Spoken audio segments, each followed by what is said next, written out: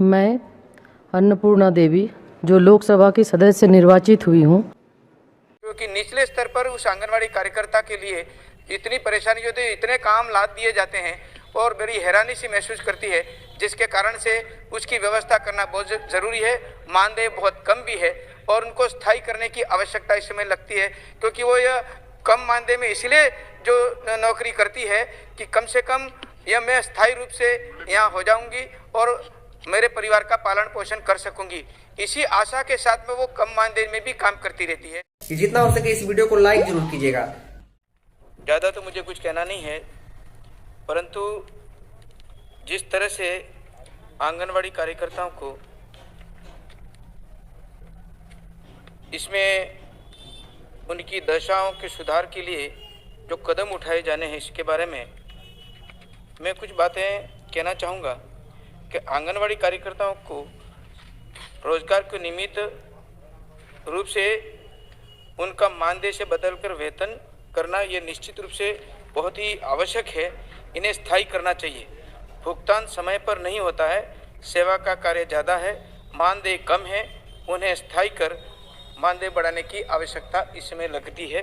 क्योंकि आंगनवाड़ी कार्यकर्ता जहाँ पर जिस तरह की स्थिति में दूर दराज क्षेत्र में हमारा आदिवासी क्षेत्र है और वहाँ पर यहाँ पर आंगनवाड़ी केंद्र जो जर्जर अवस्था में है और इसके लिए नए भवन की राशि दे करके इसको बनाना चाहिए और समय पर भी उसका भुगतान होना चाहिए, जिसे समयबद्ध प्रक्रिया के लिए प्रतिबद्ध करना चाहिए।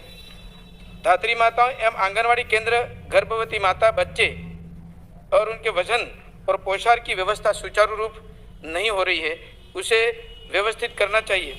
पोषाहार व्यवस्था सुचारू रूप के करने के लिए जिस प्रकार की परेशानियां उस क्षेत्र में आती हैं, पूरे देश में हैं, क्योंकि निचले स्तर पर उस आंगनवाड़ी कार्यकर्ता के लिए इतनी परेशानी होती है, इतने काम लाद दिए जाते हैं और बड़ी हैरानी सी महसूस करती है, जिसके कारण से उसकी व्यवस्था करना बहुत ज़रूरी है।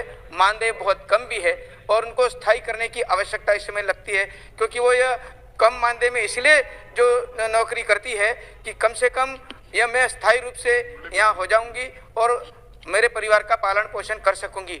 इसी आशा के साथ में वो कम मानदेय में भी काम करती रहती है। तो मेरा निवेदन है कि इसमें इस प्रकार की ओर ध्यान दिया जाए और जिस तरह से शुद्ध पेयजल और जिस प्रकार की व्यवस्था होनी चाहिए उस आंगनवाड़ी सेंटर पर भी नहीं होता।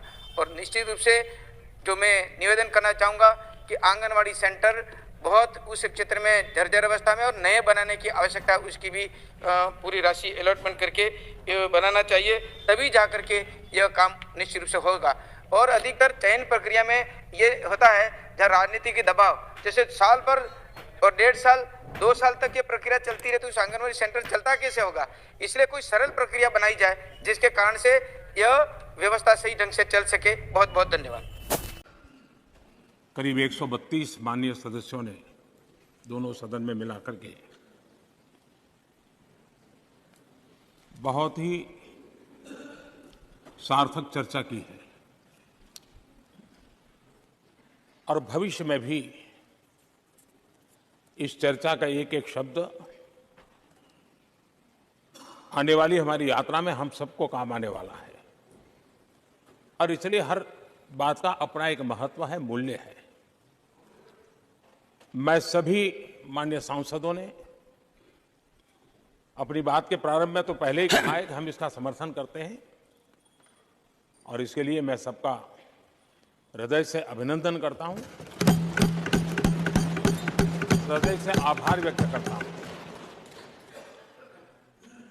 ये जो स्पिरिट पैदा हुआ है, ये स्पिरिट देश के जन जन में एक नया आत्मविश्वास पैदा करेगा और हम सभी माननीय सांसदों ने और सभी राजनीतिक दलों ने एक बहुत बड़ी अहम भूमिका निभाई है। नारी शक्ति को एक विशेष सम्मान सिर्फ विधेयक पारित होने से मिल रहा है ऐसा नहीं है। इस विधेयक के प्रति देश के सभी राजनीतिक दलों की सकारात्मक सोच होना, ये हमारे देश की नारी शक्ति को एक नई ऊर्जा देने वाली है।